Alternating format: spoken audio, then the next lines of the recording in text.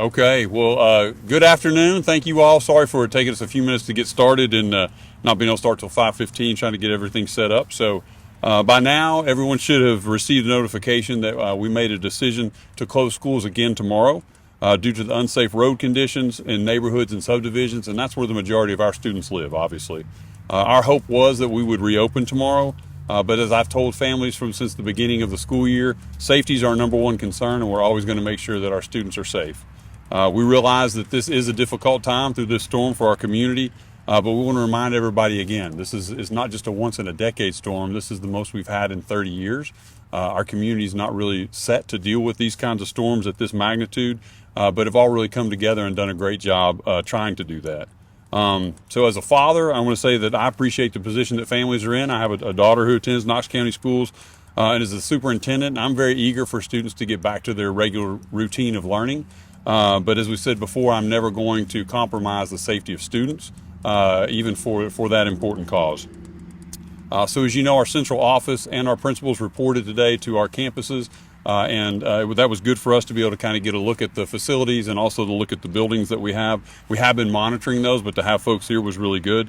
And we're actually very encouraged by what we see. Our crews have done a great job, and I just want to recognize them now. Our maintenance crews have been working nights, have been working weekends, have come in and worked long hours to try to make sure that our campuses are in great shape. And so we really appreciate the work that they've done on that. But again, that is coupled with some of the road conditions are part of our problems. But again, we feel great about our campuses. And to give you some more insight into that, I'm going to turn over to Dr. Garfield Adams to give you updates on facilities and transportation.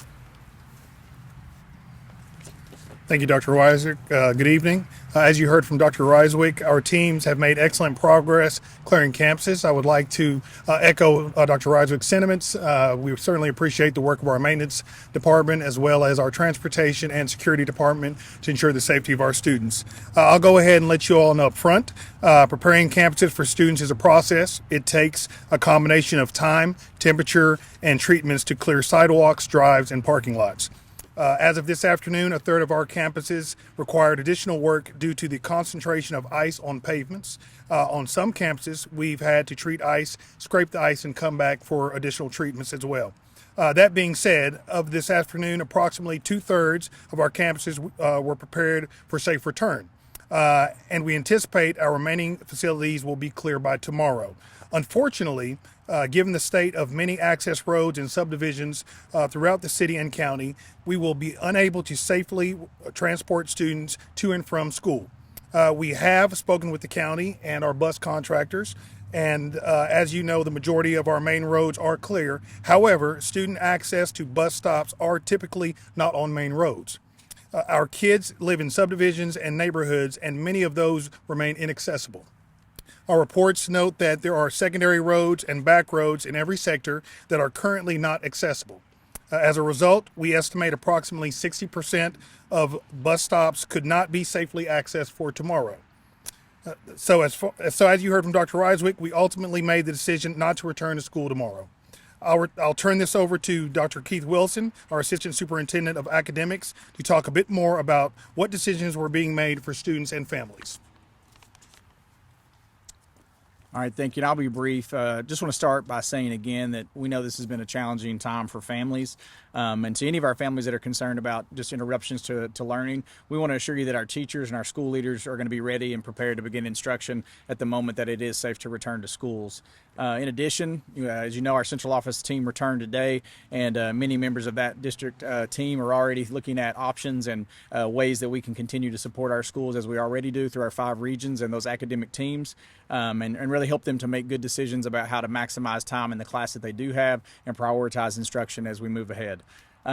You also know that we will be officially out of inclement weather days as of tomorrow with this cancellation. So we plan to bring a proposal to the board on Thursday this week, and are already looking at some of our earliest opportunities to begin to build back some instructional time as soon as possible into the calendar. So with that, I will turn it back to Dr. Reiswick. No, you're good. Thank you, Dr. Wilson. Just to say again, we're very eager in closing to get students back in school as soon as we can. We're going to continue to monitor the situation and the road conditions and how they go along. And again, we want to thank families and the community just for understanding. We know, it's frustrating, but we're excited to get students back. And with that, we'll open up if you have any questions to try to field those. Yes, sir. What kind of impacts might this have for any possible future planned vacations, say spring break and some of those, 3-day weekend holidays? Yeah, that's a great question. I mean, I'll say this. It's been a long time in our community since we've actually had to deal with that. I think our average, as we started looking at those over the past couple of years, like last year we used one of our inclement weather days.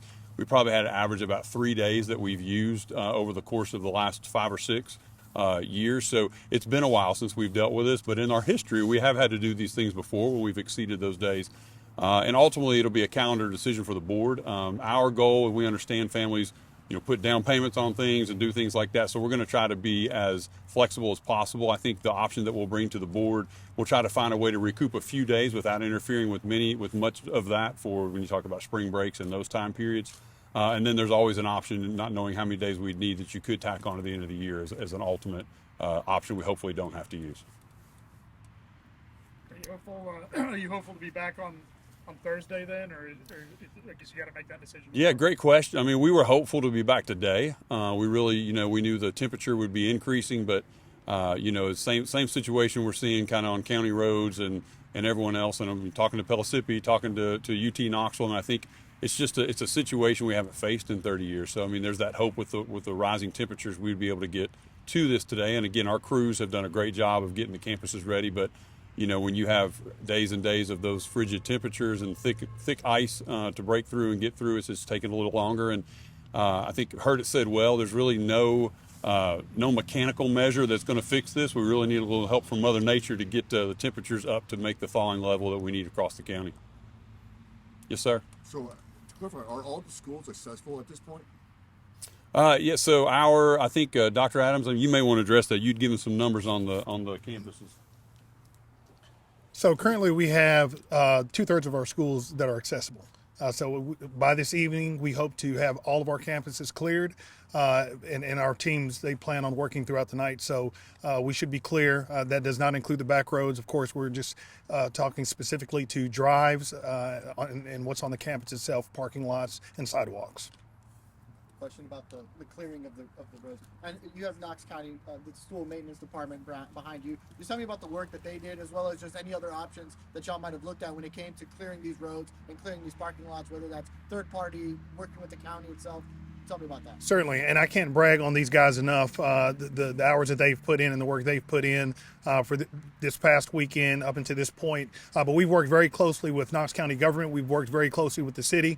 We actually had ELC with the city, came out to a few of our sites, and they were clearing some of the roads to make it accessible for our guys to get in, and they cleared some of our lots as well. And so the Knox County government has been in close communication with us as far as assessing the roads and what they can do to reach out and help us. So it's been a great partnership between the Knox County government and the city of Knoxville.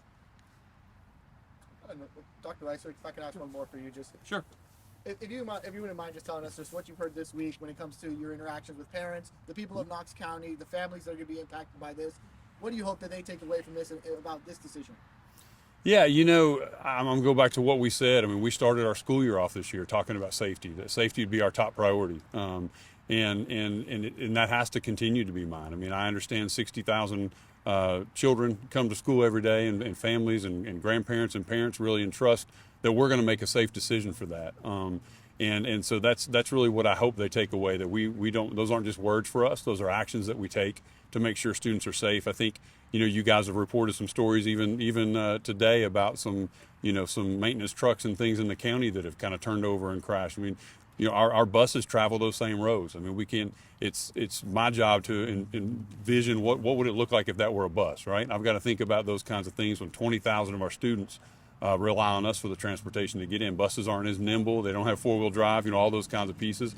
We work with our bus contractors. We're in close contact with them too about when they feel like they can, where they're comfortable going and not. I mean, they're part of those decisions and conversations with us. So I think I would just say to families, we're working on plans to continue to make sure your students are academically ready, but our number one concern still is their safety. And I think, as a parent myself, whose daughter goes to Knox County schools, I understand that. And I think families understand that, and actually has received a lot of support. I mean, as always, these situations are frustrating, especially when they go on for a long time.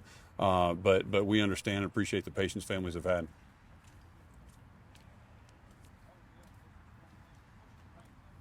One more thing I'd like to ask, just moving forward. Yeah. As you mentioned, you've hit that 8 of 8 mark. What is the plan moving forward if we were to experience inclement weather again? How does the school board move forward with that? Yeah, I mean, so our job, as Dr. Wilson said, will be to continue to bring a plan to get to a certain amount of days. Of course, then you kind of move on from that point and kind of see. So, I mean, again, our hope would be we usually don't get one of these again in 30 years. So our hope is that this is the one for this year. But if we were to get other ones, we'll deal with that as we come. I think the plan that Dr. Wilson's talking about will buy us a few extra days, and we'd at least give a path forward for families to understand how we would cover those if we need those additional days. If we got another storm that was, 10 days, I mean, I think that would be everyone in the state pretty much will be dealing with that. So we'd probably look to the State Department and different people to see, if they'd be willing to give us some reprieve for that. And then we would just adjust based on what we hear back from there. Just to clarify, has there been any conversations with the state during this storm? So they're not during this storm, because typically you use your days first. There is a contingency planned that superintendents can. The information is you can ask for a waiver of days in the event of it's a natural disaster or serious illness outbreak. So it would be up to the commissioner to determine if this would qualify for either of those. At this point, we haven't exceeded our days, so there's not a reason to ask for that waiver. But obviously, we're gonna look at every possibility, especially if we were to get a lot of other days. So we're looking into all those possibilities down the road. I asked a lot about families. Sure. If it's all right, I'd love to ask about the teachers, the staff. What's your message to the faculty who are still kind of at home, sitting tight, waiting to come back, and how to keep them hopeful? Yeah, I mean, I may turn some of that to Dr. Wilson. I mean, I think we have the best teaching staff in the state, and they do a great job. I think, as evidenced by our students and the great outcomes that they have all the time. And so I know they're anxious to get back with their kids. That's their mission. That's what they do.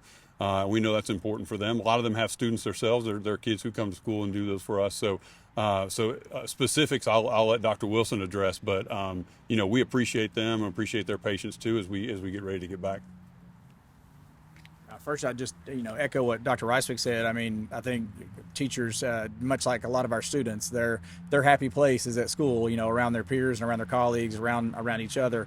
And so I know that most of our folks are really excited to get back and ready to do that at this point, certainly. And as I said before, I just echo back into that. Again, anytime you have interruptions to the plans that you have and the instruction that you're planning for your classroom, obviously that takes adjustments. But our staff and our leaders are really good at keeping tabs on where our students are in their progress, and have a lot of tools and resources to do that. And so I would say they're ready to come back and make those adjustments as needed to serve their students well, which is what they do year in, year out, day to day for our students. So I just if there was a message for them, just to be encouraged and know that we're all looking forward to seeing them back, and I know that their students are as well.